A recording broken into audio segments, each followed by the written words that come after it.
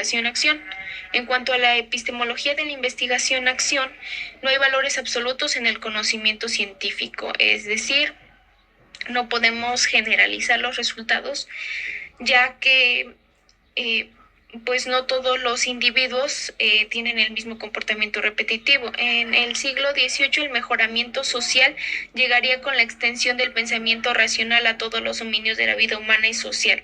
Es decir, es ahí donde está el parteaguas y hay un cambio, porque ya relacionamos un pensamiento racional de acuerdo a las razones, a las evidencias, a los comportamientos que tienen estos individuos. Se da origen desde la escuela de Frankfurt a la teoría crítica de la ciencia. Destacamos 3 tipos de conocimiento, que es el teórico, el práctico y el emancipatorio. Esto dicho por el autor Habermas. La interrelación específica entre las reglas, lógicamente, intereses de direcciones de conocimiento, la pseudoneutralidad, la ilusión y las actitudes de la ciencia social critican de manera consciente el comportamiento del humano y tratan de que éste lo pueda superar. Fijan reglas tanto para la construcción de teorías como para su comprobación crítica, que es de acuerdo al método científico. El interés técnico se produce en conjunto de una sociedad y produce a su vez un instrumental hipotético deductivo. Es decir, después de que se comprueban ciertas cosas que son viables, ya puede ser hipotético deductivo, o sea, podemos deducir la causa de lo que va a pasar de acuerdo a los estudios anteriores. Es útil para la manipulación y el control del mundo físico-social. El interés práctico genera ciencia de tipo histórica y hermenéutica, es decir, aquella que se dedica al estudio de textos. Esta comprensión recíproca implica empatía, aprecio y aceptación. Como ya sabemos, trabajamos con humanos y necesitamos este tipo de situaciones para que sean aceptadas, más que nada para reconocer el error y poder trabajarlo. El interés emancipatorio produce el conocimiento crítico y la acción. ¿Qué significa emancipar? O sea, ser independiente, tener un pensamiento independiente, alguien más, que no haya control sobre sí. Los enunciados teóricos captan las leyes invariantes. Pero como estamos de acuerdo, la ciencia es experimental, entonces necesita de estar repitiendo experimentos para ver si siempre da el mismo resultado, que por lo regular en ciencias sociales no es así. La ciencia social critica y busca hacer que los seres humanos más conscientes de su realidad, más críticos de la posibilidad y alternativa y más activos en la transformación de sus propias vidas, en una palabra, más autorrealizados. Este tiempo respeta su libertad y son forjados sobre su propio destino. Como ya lo decíamos, trata de emanciparlos, de hacerlos libres de pensamiento, pero para cambiar una realidad. Y esta debe de cambiar de manera óptima, o sea, para mejorar. En cuanto a la investigación en el aula,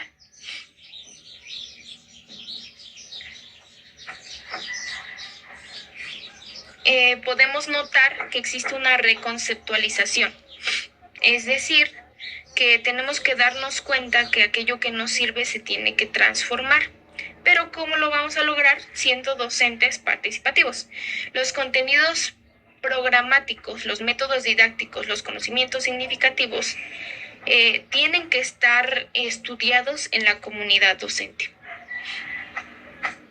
Esta comunidad docente puede estudiar universidades o centros de investigación educacional oficiales y privados, o sea, abarca todo tipo de educación, y el principal rasgo es participar, o sea, participar en las clases para notar aquellos errores o las cuestiones que nos están dando cierto problema. Quienes intervienen en ella elaboran, experimentan, evalúan y redefinen el proceso de manera autocrítica y con una reflexión de manera privada. Mejoran y aumentan el nivel de eficiencia de los educadores. Es decir, al hacer estos estudios se aumenta la capacidad docente, esa didáctica se mejora. Existe un auténtico autodiagnóstico, es decir, vuelvo a lo mismo, nosotros somos los agentes de cambio, nosotros nos autoevaluamos para definir aquel problema que nosotros mismos tenemos dentro de la clase, donde la práctica se convierte en el eje de contraste de principios, hipótesis y teorías, el escenario adecuado para la elaboración de una experimentación de un currículo. Se extendió luego, esta parte es muy importante, o sea, la investigación en acciones de tipo práctico, se notan los errores de tipo práctico. Entonces necesitas tú mismo practicar para darte cuenta qué errores están existiendo. Se dice que los inicios de esta investigación en acción se dan en Alemania, luego se extiende a Australia e Islandia, y más recientemente, o sea, en las últimas décadas, llega a Estados Unidos, España y el resto del mundo, incluyendo aquí México.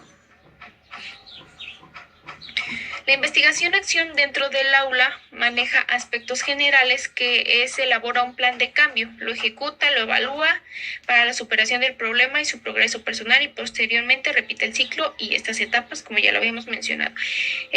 Es mejorar la eficiencia docente evaluada en su eficacia práctica. La investigación-acción es un poco más extendida o más conocida dentro de nuestros ámbitos gracias al For Teaching Project, que ya se había mencionado en el video pasado, donde su creador es John Elliott, dirigido de 1972 al 75. Es un estudio donde 40 profesores de nivel primaria y secundaria hacen una investigación sobre su propia práctica y servía como casos de docentes investigadores donde se realizaban folletos y conferencias para divulgar aquellos resultados que se obtuvieron. El movimiento del docente investigador, o sea, se llega a un movimiento donde cambia su rol el docente y se convierte en un investigador activo dentro de su misma aula. La ciencia antes era un poco más apodíctica y el resto del conocimiento era simplemente vulgar, es decir, aquello que era comprobado era como la regla de oro y aquel conocimiento que personas tenían pero que no había certeza era de tipo vulgar, o sea, no lo podías utilizar dentro de un salón de clases porque no era comprobado. Ahora es rigurosa, sistemática y autocrítica, pero trata de experimentar cada concepto para darle una cierta validez. O sea, ya tomamos en cuenta algunas cosas que no están aún fundamentadas, pero que se han estado estudiando para tener ese fundamento. La praxis como síntesis entre teoría y práctica, es decir, a veces va muy separada la teoría, o sea, la teoría léete libros, prepárate, concursos, y la práctica va muy separada, como que después practicas, después ves si sirven tus cursos, después ves si te sirven tus estrategias. Esto trata de unar y se le llama praxis, o sea, es estudio, pero practico, estudio, practico, para mejorar el sistema. La teoría es como un patrón o una estructura esencial de muchos, pero no lo es todo dentro del campo docente. Tiene que ser auténtico y verdadero y la práctica es de aquí, de la hora. O sea, hoy apliqué esto, hoy mido mis resultados, hoy veo cuál es el error. Porque si lo dejamos para después, se acumulan y se confunden. Schoen, como ya lo mencionábamos en el video pasado, hace aportaciones desde el 87 y llama una epistemología de la práctica, que ya se había visto desde Aristóteles como una razón práctica, es decir, una razón práctica de acuerdo a problemas morales y prácticos acerca de cómo hacer lo que está bien, lo profesionalmente competente y lo honesto dentro del aula. Los objetivos parciales. Aquí se mencionan algunas metas o objetivos parciales, que es formar y desarrollar un docente reflexivo en la acción y en la cotidianidad de la aula en clase, vincular la teoría y la práctica, reducir el espacio entre quienes producen el conocimiento y aquellos que lo aplican, que más que nada no se debería de dar porque el docente es quien lo produce y aplica esos resultados para mejorar su misma práctica. Promover al docente como un sujeto y objeto de la producción del conocimiento práctico derivado de sus experiencias dentro del aula y promover una imagen del docente más concentrado en su realidad y en su práctica.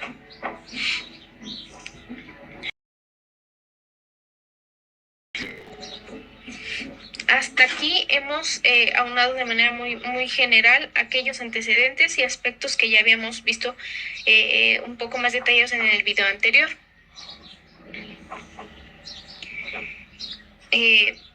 Vamos a hablar ahora sobre los principios de la investigación-acción en el aula. Son fundamentales y son operativos, es decir, vamos a poder aplicarlos. Definen y le dan sentido e identidad epistémica que rigen generar sus procedimientos metodológicos. Toma conciencia de los procesos naturales de nuestra mente. Tiene cientificidad, es decir, se hace el proceso científico como ya de una manera muy automática y muy general. Estos principios básicos son los siguientes. El método de investigación está enteramente determinado por la naturaleza del objeto o el fenómeno que se va a estudiar. El problema de la investigación, al igual que el análisis e interpretación, será descubierto por quien lo estudia, o sea, por el investigador. La investigación como algo ajeno y muy alejado. Ok, esta parte es muy importante. Siempre se ha visto la investigación como algo ajeno y muy alejado de la realidad. Y no, o sea, tu realidad es el aula y ahí están los problemas. Se puede alcanzar este objetivo asistiendo a algún taller, a un seminario, ofreciendo la investigación-acción en el aula. O sea, hasta que no se haga el primer ejercicio de investigación en el aula, tú no te vas a sentir relacionado con ella. La actitud inicial del docente investigador debe consistir en una postura exploratoria sobre la compleja, rica y dinámica vida en el aula. Y la práctica investigativa del docente no debe distorsionar el valor educativo de su docencia. No se puede preocupar tanto por la investigación que olvide sus responsabilidades dentro del aula, como lo es enseñar, revisar el conocimiento, conducir y construir.